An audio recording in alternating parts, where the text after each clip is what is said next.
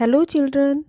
आज हम हिंदी विषय का चैप्टर नंबर 17 जो कि न्यू पार्ट है, जिसका शीर्षक है सांस सांस में बाँस, जिसके लेखक हैं एलेक्स एम जॉर्ज, और इसका हिंदी में अनुवाद शशि शबलोक जी ने किया है। इसमें बच्चों बाँस की उपयोगिता का वर्णन किया गया है। चलिए स्टार्ट करते हैं चैप्टर। एक जादूगर थे, चंग की चंगल नभा। अपने जीवन में उन्होंने कई बड़े बड़े करतब दिखलाए। सब जब मरने को हुए तो लोगों से बोले, मुझे दफनाइए। जाने के छठे दिन मेरी कब्र खोदकर देखोगे तो कुछ नया सा पाओगे। इट मीन्स उन्होंने मरने से पहले यह कहा था कि जब मैं मर जाऊं तो छठे दिन आप मेरी कब्र खोलकर देखोगे तो कुछ नया मिलेगा। मौत के छठे दिन उनकी कब्र खोदी गई और उसमें से बांस की टोकरियों के कई डिजाइन निकले।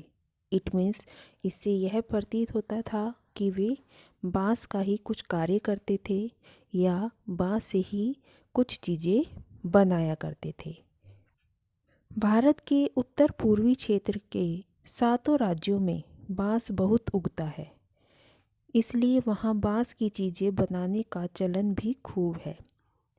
सभी सदस्यों के भरण पोषण में इसका बहुत हाथ है। उत्तर पूर्वी राज्य नागालैंड के नागा भी बांस की चीज़ें बनाने में उस्ताद होते हैं।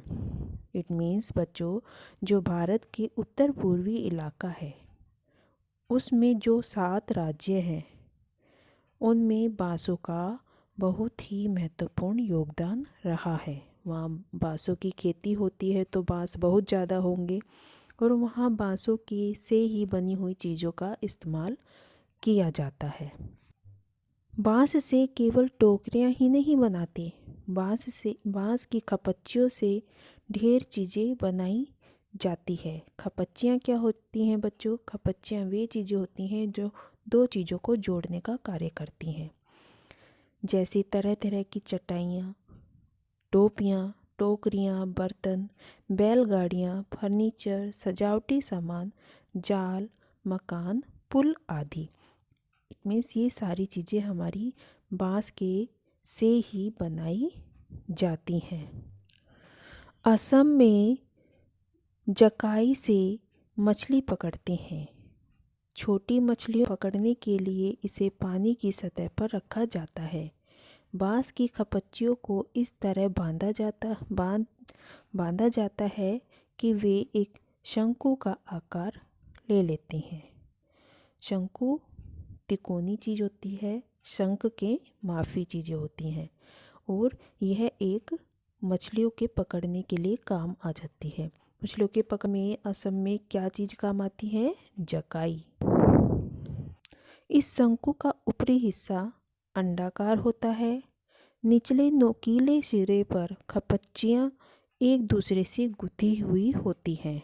खपच्चियों से तरह तरह की टोकरियाँ भी बनाई जाती हैं। जैसे कि आपको मैंने पहले ही बता दिया है, खपच्चियाँ जो बनाई जाती हैं वे दो चीज़ों को जोड़ने का कार्य करती है। उनसे हम अनेक प्रकार की चीज़ें बनाई जाती हैं, जैसे ये हमने मछली पकड़ने का बनाया, टोकरियाँ बनाई, और भी अनेक चीज़ें हैं। जुलाई से अक्टूबर घमासान बारिश के महीने होते हैं, यानी लोगों के पास बहुत सारा खाली वक्त होता है। बारिश के महीनों में वे कहीं भी नहीं जा सकते। आसपास के जंगलों से बाँस इकट्ठा करने का सही वक्त होता है। वे क्या करते हैं, इन बारिश के महीनों में बहुत सारे बाँस इकट्ठा करते हैं और उनसे ही अनेकों प्रकार की चीज़ें बनाते हैं और बाज़ार में बेचते हैं। चाकू से इन्हें छीलकर खपच्चियाँ तैयार की जाती हैं। किन्हें छीलकर? बाँसों को। खपच्चियों की लंबाई पहले से ही तय कर ली जाती है।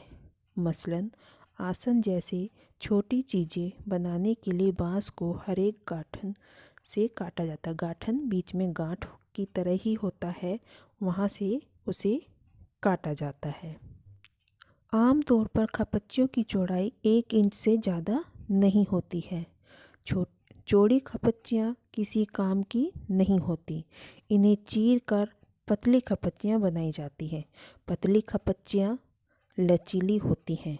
खपच्चियाँ चीरना उस्तादी का काम होता है, यानी जो इस चीज़ में उस्ताद होते हैं वे उनको चीरने का कार्य करते हैं। टोकरी बनाने से पहले खपच्चियों को चिकना बनाना बहुत ज़रूरी है। चिकना बनाना क्यों ज़रूरी है? क्योंकि बांस में छोटे छोटे अंदर से तीर से निकले हुए रहते हैं जो कि हाथ में चुभने का डरता है। अगर हम उसको चिकना नहीं बनाएंगे तो वो हमारी खाल के अंदर चले जाएंगे। टोकरी बनाने से पहले खपच्ची इसके बाद होती है। खपच्चियों की रंगाई इसके लिए ज़्यादातर गुड़हल, इमली की पत्तियां आदि का प्रयोग किया जाता है। इट मीन्स खपच्चियों की रंगाई के लिए किस किस का प्रयोग किया जाता है? गुड़हल के फूलों का और इमली का। काले रंग के लिए उन्हें आम के छाल में लपेटकर कुछ दिनों के लिए मिट्टी में दबाकर रखा जाता है। खपच्चियों को चिकना बनाना बहुत ज़रूरी है, जैसा कि मैंने पहले ही बता चुकी हूँ चिकना बनाना क्यों ज़रूरी है। और कालेपन के लिए क्या करते हैं? कालेपन के लिए उनको आम की जो छाल है उसमें लपेटकर मिट्टी में दबा देते हैं। खपच्चियों को तरीके से आड़ा तिरछा रखा जाता है। फिर बाने को बारी बारी से ताने के ऊपर नीचे किया जाता है। इससे चेक का डिजाइन बनता है। ट्विल बनाना हो तो हर एक बाना 2 या 3 तानों के ऊपर और नीचे से जाता है, जैसा कि आपने पहले वाले चित्र में देखा कि वो एक दूसरे के ऊपर से कैसे आ रही थी, है ना।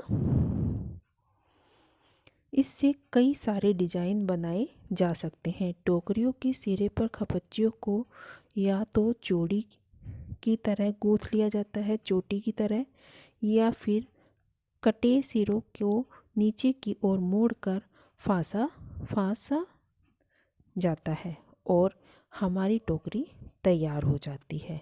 चाहो तो बेचो या घर पर ही काम में ले लो। इट मीन्स उन ऐसी टोकरियाँ बनाने के लिए या तो उसको चोटी के लिए, चोटी तो आप जानते हैं जैसे बालों की चोटी होती है उसकी तरह गूँथा जाता है, या फिर वो उसको नीचे की तरफ मोड़कर एक दूसरे में फांसा जाता है। तो उसको या तो बेच दो, बेचकर पैसा कमाओ, या फिर अपने घर में यूज़ कर लो।